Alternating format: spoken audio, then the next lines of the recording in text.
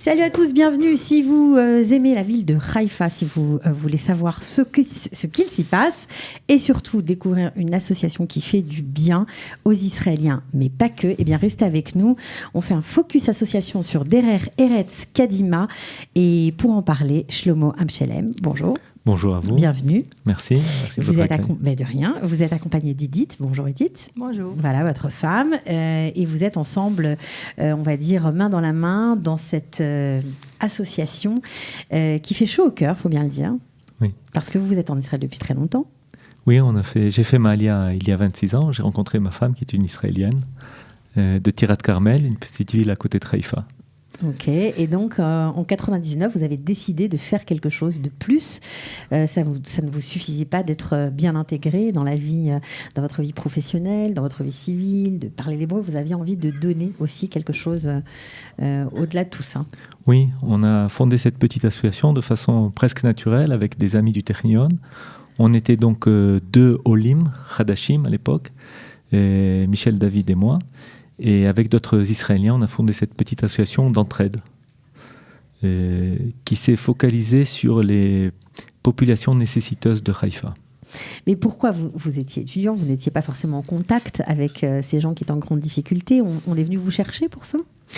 Non, en fait, je crois que c'est à la sortie d'un cours de Torah du rabbin Zini, qui était à l'époque le rav du Technion, où on a appris les lois de la tzedaka. Okay. Et on était très, ce qu'on appelle en Israël, tachles. Concret. Voilà, concret. Si tu as appris quelque chose, mais il faut le mettre en pratique. Et donc, on s'est mis ensemble, on a vérifié les formalités pour fonder une association. Et depuis, elle existe. D'ailleurs, on a reçu la possibilité d'avoir une déduction d'impôt, ce qui s'appelle l'article 46. Donc faire un don à votre association, dans les caisses de l'association, on a une déduction d'impôt. Okay. Voilà.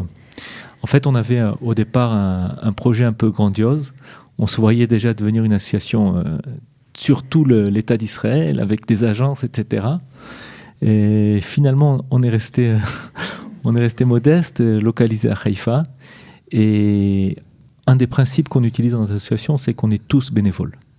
Donc on n'a jamais payé de salaire. Ça a un inconvénient, c'est qu'on n'a pas grandi, peut-être à cause de ça. Et on a aidé la population de Haïfa de façon pas du tout focalisée sur les Olim. Alors oui, vous aidez tout le monde en fait. C'est plutôt de l'aide sociale à apporter aux familles nécessiteuses. Comment ça se manifeste? Qu'est-ce que vous faites pour eux? Alors au départ, on distribuait des rations alimentaires, surtout la veille des fêtes. Et puis après, on a appris les besoins. On s'est mis en contact avec la municipalité de Haïfa, le bureau d'aide sociale, et avec eux, on a défini à nouveau les besoins. Et ce qu'on fait aujourd'hui, on aide surtout à payer les dettes d'électricité, d'eau courante et d'impôts locaux. Il faut savoir qu'il y a des familles qui ont un compteur d'électricité à la maison, qui est actionné par un code. On leur paye l'électricité, et une fois que le quota de consommation s'est terminé, le courant est coupé à la maison. Donc ils n'ont plus de courant. Ils sont dans le noir, parfois il y a des bébés, des enfants. J'imagine que ce sont des situations pas simples à gérer. Des personnes âgées aussi. Des personnes âgées chez qui, en général, on paye les médicaments qui ne font pas partie du Sal Klita. Du Sal Abriout. Du Sal Abriout, pardon. Donc c'est un peu le côté rude de la réalité israélienne. On a cette promesse dans la Bible, Lo yahdal evion mikerev haaretz. C'est une réalité qui existe. Et d'ailleurs, quand par Ketty Pardo, j'ai été mobilisé pour faire un tour à Haïfa. Alors Ketty Pardo, pour ceux qui ne la connaissent pas, c'est la proyectorite de la ville de Haïfa. C'est elle qui s'occupe d'intégrer les groupes de nouveaux immigrants qui débarquent dans cette ville. Voilà. Donc quand elle m'a demandé parfois de faire un tour à des Olim, dans ma voiture, en leur montrant les beaux quartiers de Haïfa, la montagne, la mer. Et je suis toujours aussi passé par les quartiers plus défavorisés pour mettre cette image de réalité. Ok, alors quand vous parlez des quartiers défavorisés, on peut en citer quelques-uns pour que les gens comprennent de quelle réalité on parle? Oui, alors Khalissa, Gesher Paz, Neve Yosef aussi en partie. On a même des familles qui se trouvent dans les Krayotes. qui, pour des raisons historiques, ont été liées à nous. Et voilà. Alors, Edith, ça fait quoi d'être mariée avec un homme qui donne beaucoup de son temps, a priori, aux autres?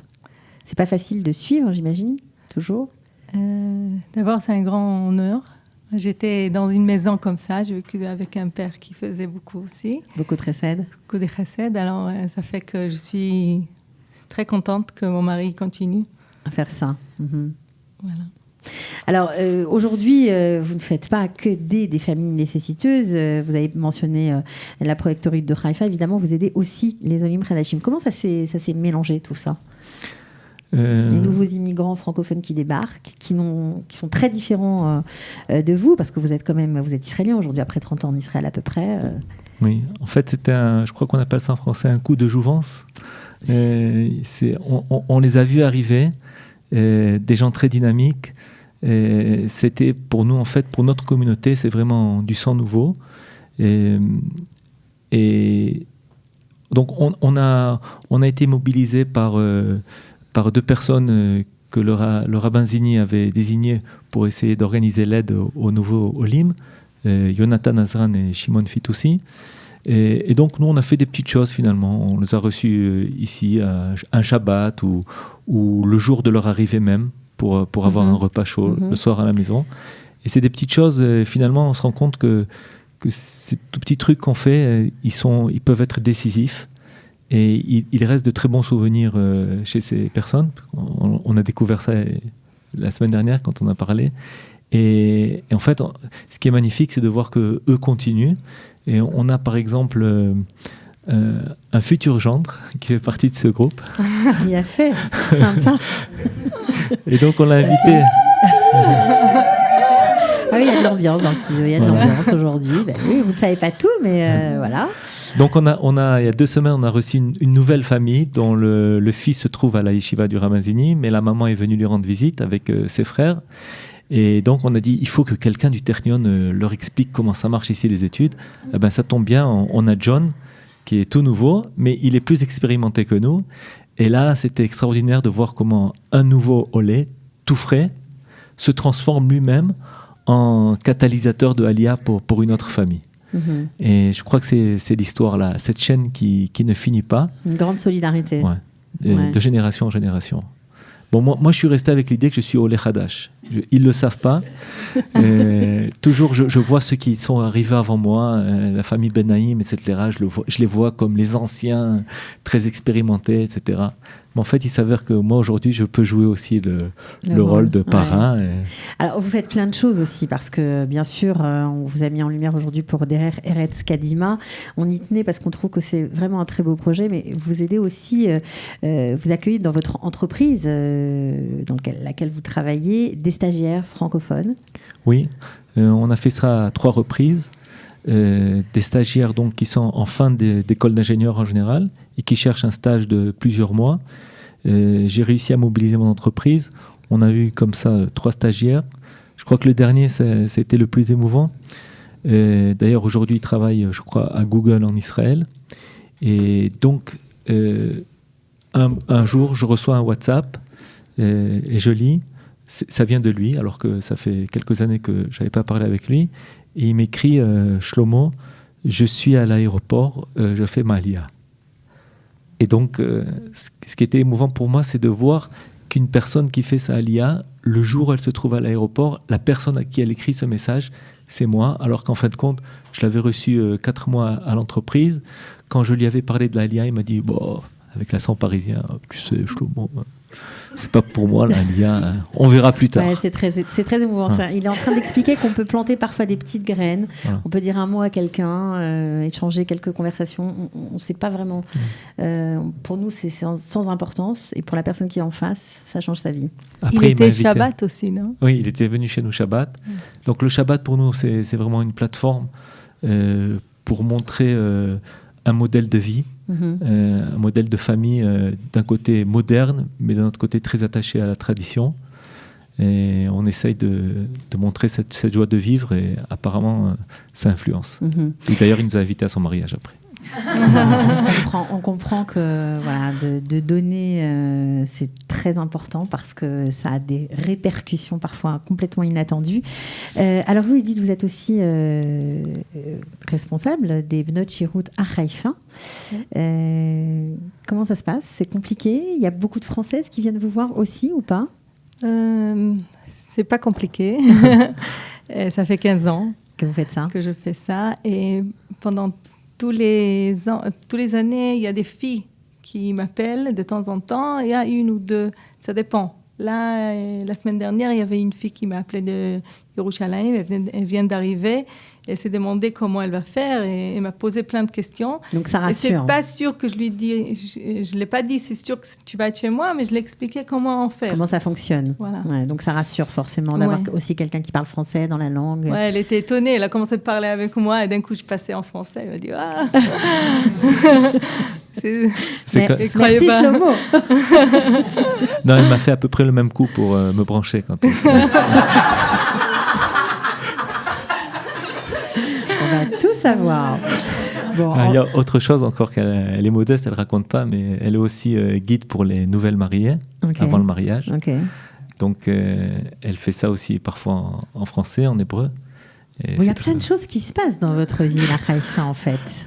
On ne dirait pas, mais voilà. Donc, si vous avez besoin d'un coup de main pour on va dire Shirut Leumi, vous pouvez vous adresser à Edith. Si vous avez besoin d'un stage, pourquoi pas d'un job, je suis sûre que vous engagez aussi. Oui. Vous pouvez, voilà, il y a sûrement des postes. On a même trouvé une fois, j'ai engagé quelqu'un que j'ai découvert dans un autobus organisé par la coordinatrice de Haïfa, Katie Pardo. Pour ne pas la citer. Voilà. Donc un bus touristique dans le Golan pour lequel elle m'avait engagé comme guide improvisé touristique. Vous bossez pour elle en fait. Voilà, c'est ça. c'est mon téléphone rouge. Ok. Et donc dans cet autobus, j'avais découvert un olé de Turquie qui aujourd'hui travaille dans mon entreprise, ça fait 7 ou 8 ans. Et il s'avère qu'en fait, c'est peut-être la meilleure recrue de notre entreprise. Il est architecte software aujourd'hui chez nous. Voilà, juste préciser pour les gens que ça intéresse, vous travaillez pour BioSense à Yokneam, juste à côté de Haïfa. Voilà, merci beaucoup à tous les deux d'être venus, de nous avoir ouvert votre cœur. J'espère que d'autres feront comme vous, tout simplement. Voilà, des exemples, de beaux exemples à suivre. À très bientôt. Bon retour à Haïfa. Alors. Merci.